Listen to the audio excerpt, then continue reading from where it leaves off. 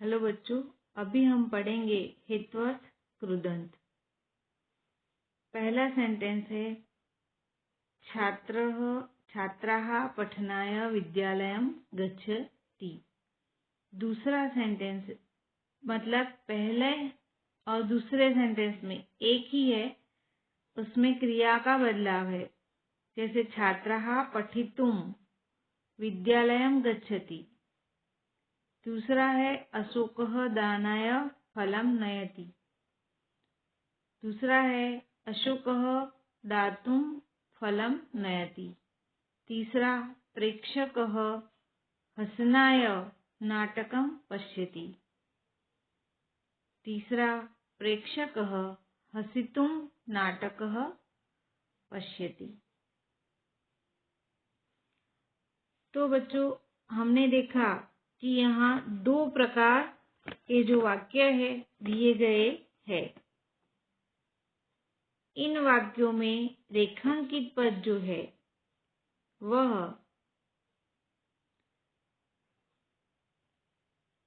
क्रिया दर्शाता है, यानी क्रिया दर्शाने वाले पद है। ऐसे सभी वाक्यों दो क्रिया दर्शाते हैं, फिर भी दोनों वाक्यों का अर्थ एक समान है। जैसे कि वक्त, इसलिए मतलब दोनों वाक्य का क्रिया अलग अलग है किंतु वाक्य का अर्थ एक समान है।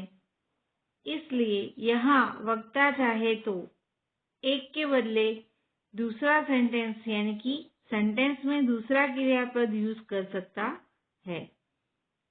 इन क्रियापदों को यूज करने के लिए हमें तीन बातों का ध्यान रखना चाहिए।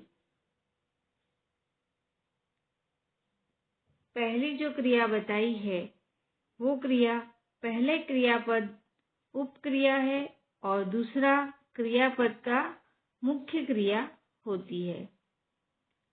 दूसरे में उपक्रिया जो है, उपक्रिया का हेतु उसका प्रयोजन होता है। तीसरा जो है वो उपक्रिया और मुख्य क्रिया दोनों कर्ता एक ही है, यानी कि दोनों में कर्ता एक समान है। तो आगे हम देखें कि ऐसी विशेषता धराने वाले, यानी ऐसी विशेषता जैसे जिस वाक्य में हो ऐसे उपक्रिया, उसमें पठन, दान, हसन ऐसे जो क्रियापद होते हैं वो चतुर्थी विभक्ति में होते हैं। और दूसरा कि जिसमें क्रिया वाचक शब्द जो है यानी कि धातु जो है वो पठ, दा और हस होता है, उसमें पीछे तुमुन प्रत्यय लगाया जाता है और तुमुन प्रत्यय लगा के ही उसको पढ़ा जाता है और उसे हितवत कृदंत कहा जाता है। यानी कि क्रियावाचक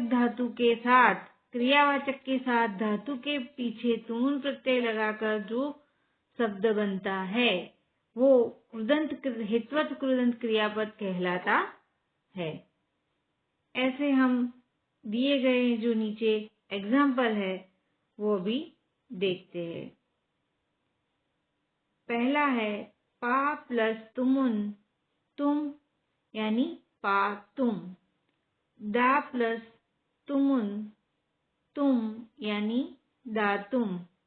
भू प्लस तुमुन, तुम यानी भवितुम। खा प्लस तुमुन, तुम यानी खादितुम। कृ प्लस तुमुन, तुम करतुम। गम प्लस तुमुन, तुम गन्तुम। तो हमने देखा कि ऊपर जो पद दिए गए हैं उन पदों के पीछे यानी कि उन पदों के साथ मूल धातु के साथ तुमुन प्रत्यय को जोड़कर उसके पा प्लस तुमुन तुम पातुम दूसरा सेंटेंस है उसमें दा प्लस तुमुन यानी तुम के पीछे ई प्रत्यय लगाया है। तुम के साथ ई प्रत्यय को लगाकर तुमुन और खा प्लस ई प्लस तुमुन यानी खादी तुम। तीसरा सेंटेंस जो है इसमें चेंज किया है। उसमें तीसरे सेंटेंस में धातु का मूल रूप उसमें परिवर्तन हुआ है।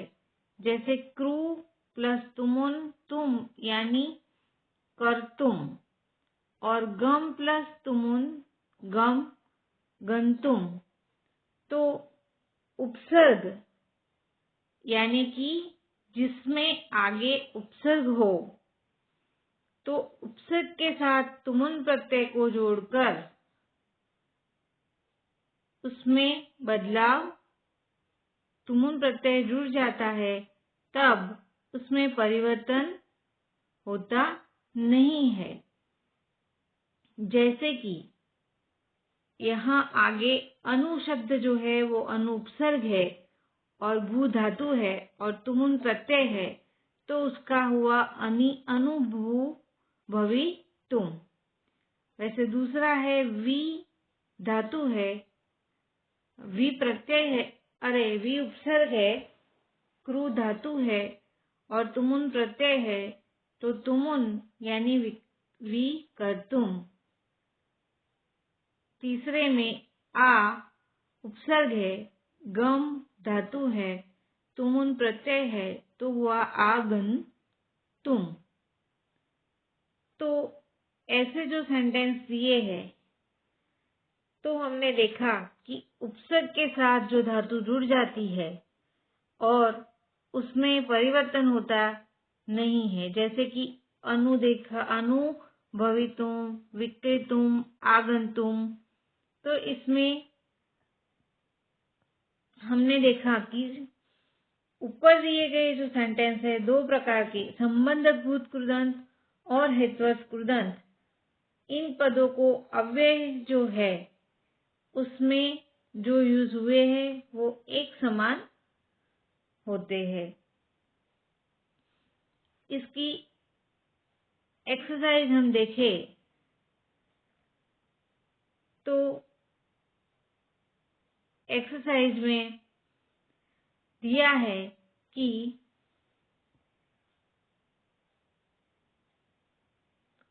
पहला क्वेश्चन है अधोलिखितानां कृदंतानां प्रकारं लिखित।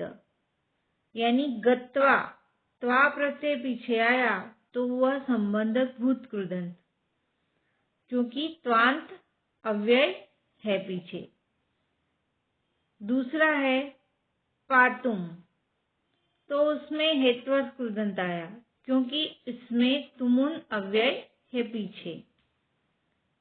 तीसरा रक्षितुम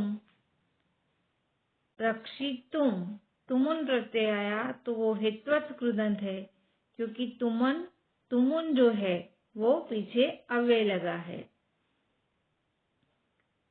समागत्य उसमें संबंधक भूत कृदंत है, इसमें ल्यम्ब अंत प्रत्यय अव्यय लगा है इसलिए समागत्य जो है वो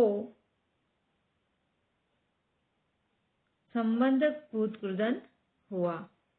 अभी संबंधक भूत कृदंत दूसरा क्वेश्चन जो है अधोलिखितेषु पदेषु संबंधक भूत कृदंतानां चयनं कुरुत। यानी यहाँ दिए गए जो शब्द है उनका संबंधक भूत कृदंत है कि हेतवस्त कृदंत वो पहचानना है। तो पहला है अवलोक्य तो वो हुआ लंबयंत ल्यंब त अव्यय, इसलिए संबंधक भूत कृदंत। ज्ञातुम तो वो हुआ हेत्वत कृदंत, पीछे तुमुन प्रत्यय है। भूत्वा त्वाक प्रत्यय है, इसलिए त्वांत प्रत्यय के हिसाब से वो हुआ संबंधक भूत कृदंत। विहस्य, इसके हिसाब से पीछे य प्रत्यय है, तो वो हुआ संबंधक भूत कृदंत, क्योंकि उसमें लंब्य अंतवयव है। परोजेतुम तो वो हुआ संबंधक भूत कृदंत नहीं है, क्योंकि तुमुन प्रत्यय है। अभी आगे तीसरा देखें क्वेश्चन। तो तीसरे क्वेश्चन में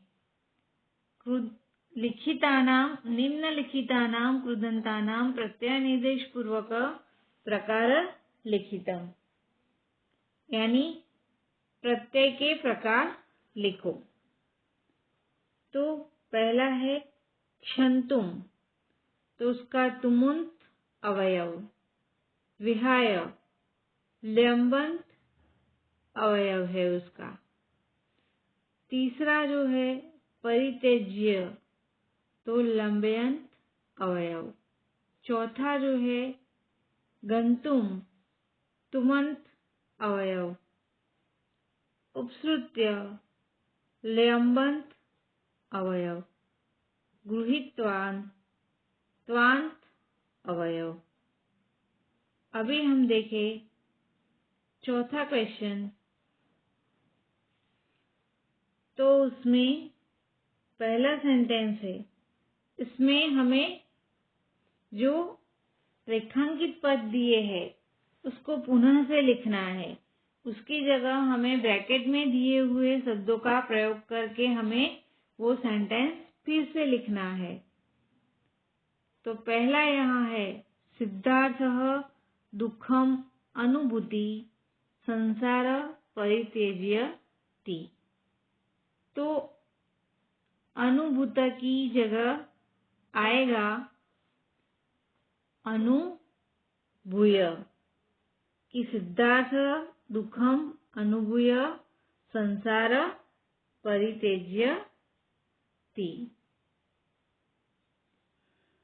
दूसरा है मृगम जलम पातुम इत तत धावति। तो मृगः जलम पातुम की जगह आएगा पानाय। इतः ततः धावति। तीसरा सेंटेंस है तृषा पठनाय विद्यालयं गच्छति। तो इसका मीनिंग पठनाय की जगह आएगा पठितुम। तृषा पठितुम विद्यालयं गच्छति। चौथा शिशवः गृहम् आगमनाय यत्यन्ते।